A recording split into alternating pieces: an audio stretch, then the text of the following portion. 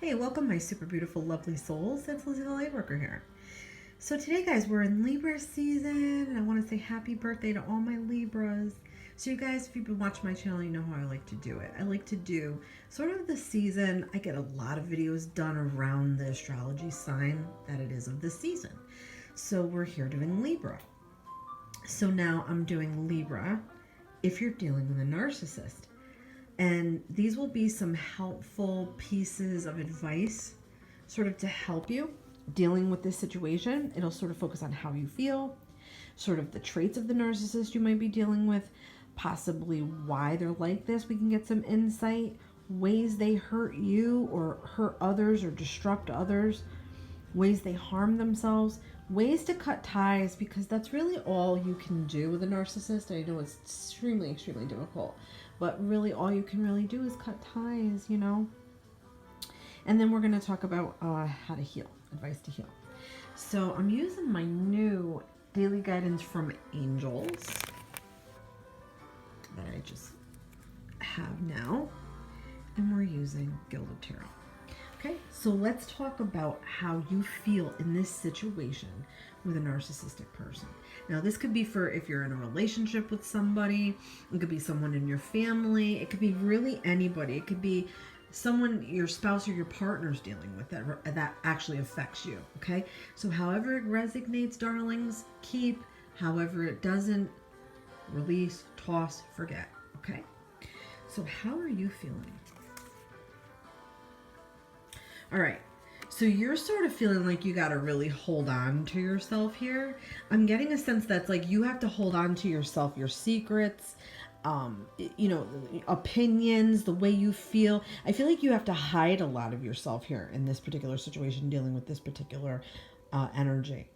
I also feel like there could be something with money. Now, I don't know if you are in a position where you make more or are able to provide more than this narcissistic person, or you've done a lot of helping financially for them. But I feel like if that's the case, then they have sort of bled you dry, and they're leaving you with not a lot of options how to sort of fix these debts that you've now acquired because of them. Okay, that could be a big possibility. I also feel like they might interfere with your work life. You actually might be, you know how sometimes they say don't take your problems from work home? Sometimes we take our problems from home to work, right? So I'm feeling like this might be disrupting you at work. It might be disrupting your concentration. It might be sort of like impeding your day because you're constantly worried about money and constantly worried about the financial aspect of your peace involving with this narcissistic person. I feel like they're just also very, very greedy. I feel like they're very stingy. I feel like if you did stuff for them, like let's say you loaned them money, they would come up with every excuse in the book not to pay you back, or a reason why they're a victim and why they can't pay you back. Okay, so I don't know if there's some kind of a debt here, or they caused you a debt because you like co-signed on a car for them, or you did something with a payment or some type of a thing that links you to them financially. But yeah, I'm feeling like in this time, this is more so you're like really holding on to yourself, and really hard. I do feel like too, you may have a hard time dealing or accepting the fact that this is a narcissistic person. You may be coming across this video and you're just now realizing that this person is narcissistic. You might be looking stuff up or watching videos or, searching the web. But I feel like, yeah, this is more so you holding on to yourself and sort of trying to really conceal sort of your thoughts and feelings too. I don't feel like that's all out in the open. Okay, so let's get into some traits of this narcissistic person. Okay, so with the Two of Pentacles in reverse, this is somebody who cannot make up their mind about anything. I do feel like, again, I'm getting a real sense that there's some debt issues here, okay? They might have debt way over their head that they'll never be able to get caught up on. They could be looking to you for the answers. They could be looking to you for the solutions. I just feel like anything they do, they're very stuck. I feel like they have to sort of get out of this predicament they're in. And again, I feel like it's with money. But I feel like if you keep helping, they're never going to sort of hit that rock bottom way and learn that there's really nobody there anymore, and nobody's going to help them, and nobody's going to get them out of this. And they eventually will take the focus off of you and go put it on someone else, because it is also about supply. I also feel like you may be now in a position where you're like so disgusted that you're ready to like cut everything off and cut ties and just cut off the money and the helping. I do get a sense of that. Their traits are just sort of kind of lazy, scattered, not really with it. I feel like they don't ever have future plans. They're not ever worried about the future. As far as, let's say 10 or 15 years from now, they don't think that far ahead, because they know that they're always going to need a supply, and they're always going to need a person to take care of them and help them.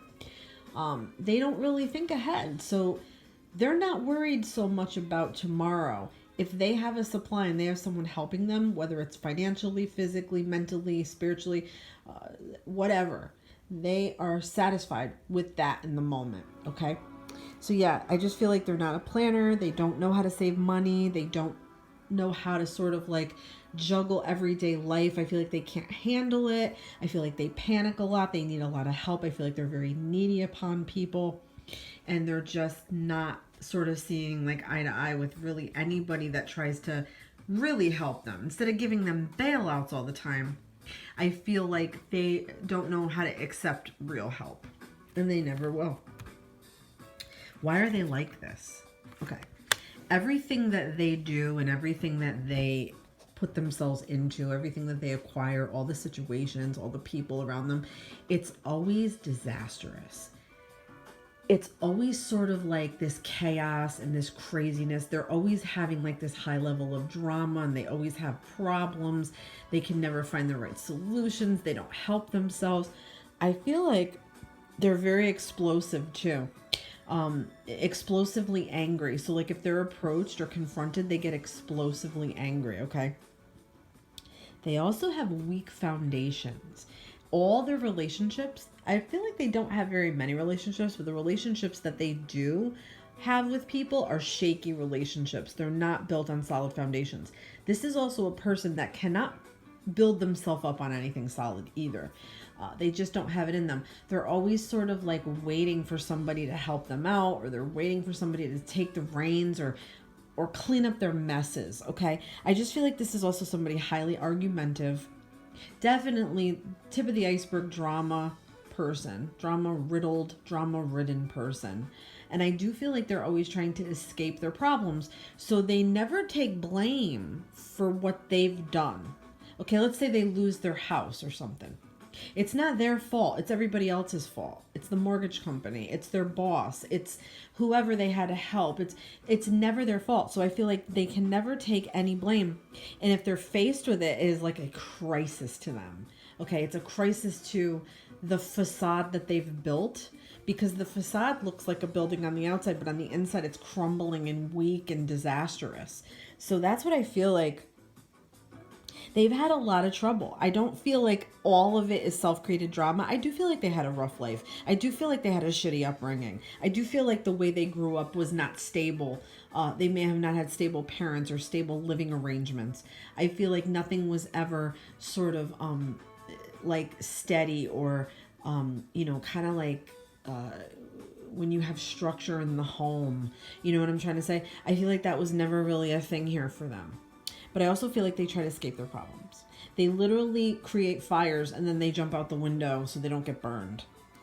So yeah, that's a problem. And that's why a little bit I feel like they're like this, is because yes, they may have had abusive relationships. They may have had abusive upbringings, shitty upbringings, not enough love, not enough support, not enough attention. All those things sort of create a narcissist. Or sometimes one parent is narcissistic and they develop a narcissistic child. So that could be a little bit why they're like this. Now, ways they hurt or disrupt others. So I want to talk about ways they hurt themselves and ways they hurt others. So, okay. I feel like they can't ever accept things. I feel like they always sort of make it to the end and they make themselves out sort of to be a victim. There is a victim's mentality here. Okay. Like, I survived all these things and I should have better and I should have more and also sort of like this entitlement where they are not only a victim, but they feel like they don't deserve it and they deserve 1,000 times better. They feel like they should be treated like royalty. Okay, when in fact they don't really deal with their problems. Their problems are always sort of like nipping at their heels. And they really can only take one thing going crazy at a time. But I feel like they have a sort of a paranoid type of abandonment maybe issue, okay? Like paranoid about people finding them out who they really are deep down inside. I feel like they're paranoid about how they can live their life and be okay and have money and connections and all the things that they need. I feel like they're paranoid about just in general themselves and how the world perceives them. I feel like they're always wondering that, or they're always trying too hard. But yeah, they definitely put on this whole survivor, like a pity party kind of a thing here. So that could definitely impede on others' lives and hurt people, because if they're constantly doing that, when they are found out and they sort of betray who has helped them, like, they say don't bite the hand that's feeding. Narcissists will absolutely bite the hand that's feeding. If you cross them in any way, or you make them feel like their feelings are not validated, they will definitely bite the hand that's feeding. They won't even think twice about it, because they will make sure they're always the victim. They'll make sure they're always right. They're never going to be wrong. But I feel like, yeah, they have a hard time facing things.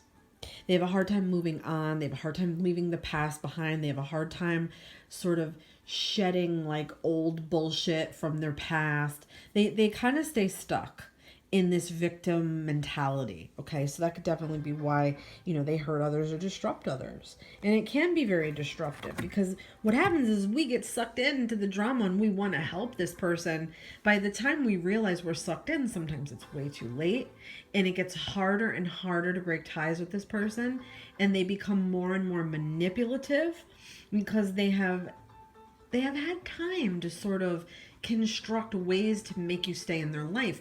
They read people very, very well. Okay, very, very well. They read people. And they will figure you out. They'll nail you. They'll figure you out down to a T. And they'll figure out where your heartstrings are and how to pull on them. So that could be ways that they disrupt others. But yes, they have definitely issues here. All right, so ways that they harm themselves. How do they harm themselves? Okay, but I feel like by not moving on, by not taking responsibility, by not moving on in life, okay? I feel like they do stay very stuck on situations or people. Like if they had a breakup, this type of narcissistic person that we're talking about for Libra, I feel like they are very clingy to the other people around them. Their friends, their family members. They need to feel validated in a way where they weren't rejected. Like they can't handle the fact that a breakup is a rejection. So I feel like this is just an example that they would have a hard time dealing with a breakup. They would have an extremely hard time. It would be difficult for them to come to terms with why this person would leave them, and that all ties into abandonment issues. They would have an extremely difficult time thinking they're not good enough, they're not sexy enough, they're not hot enough, they're not rich enough. All these things would hit them. The shallow aspects of things would hit them, and it would leave them sort of in suspension, wondering what did they do. They would beat themselves up, but they wouldn't let it show outwardly. Okay, they would always be the right one. They would always be, like I said, the victim. But I feel like they can't put themselves in someone else's shoes. They don't know how to empathize.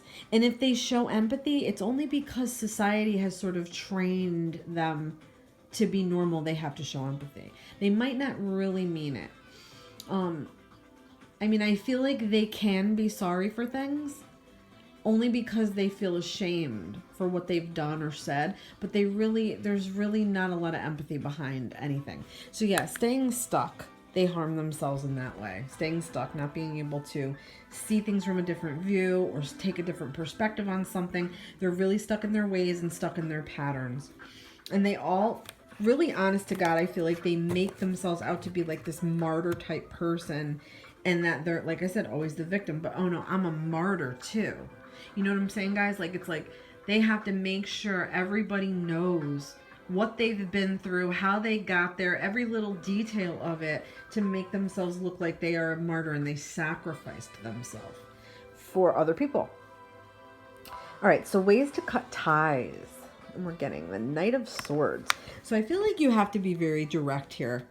You know, everybody has their breaking point with a narcissist. Sometimes this goes on for years. It can go on for months. Once you really realize what you're dealing with and it starts to hit you and your brain begins to process all these things, you start finding more things wrong and more things wrong. And you start thinking about the past and you putting all the pieces together.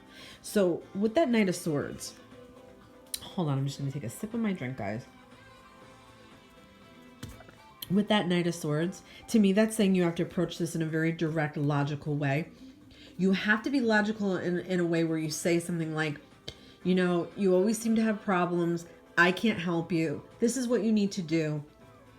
Go get some help or whatever. And sort of like be very direct and honest. And I do feel like this does have to do with like cutting ties completely. But I feel like you almost have to like wean yourself away from this person so you can like sort of get a grasp on the reality of the situation on your own perspective. Do you know what I'm saying? You have to sort of take a step back so you can sort of like get a grasp on this. And sort of like distancing yourself could be an easier way to try to work yourself up to like that last straw conversation and make it be about you, okay? Use words like, I feel like you're not listening to me. I feel like you don't care. I need you to do this. I need you to do that. Use words like that because it really will force them to take ownership for anything that they've done. Okay, but yes, be strong, be very vocal, choose your words wisely. Okay, because I do feel like this could blow up and get into a big nasty argument. So if you don't want that, then this is saying, you know, sort of to choose your words wisely. Okay, so now we're going to get an angel card for advice to heal. Okay, so we're getting be honest with yourself. So the message here, I'm just going to read it, is look into your heart and you will know the truth of this situation. It's safe to admit the truth to yourself, for we will support and guide you through any necessary changes. Lean upon us for courage and the strength to take good care of yourself. Focus only upon your true desires and they'll come to you upon angels' wings. Now this is perfect because this is telling you to put the focus back on you. Okay? Really, that's what happens in narcissistic relationships, partnerships. This could be a karmic type of relationship. Karmic doesn't have to be love romantic. It could be with a parent, a brother, a sister, a friend. Karmics sometimes do put us in line with narcissists so we can learn. This is about self-love now. This is about putting the focus back on yourself and giving yourself the attention that you so desire after dealing with some type of a toxic person like this. All right, guys, I hope you enjoyed this. Let me know. Give me a big thumbs up. I'll see you guys on the next reading.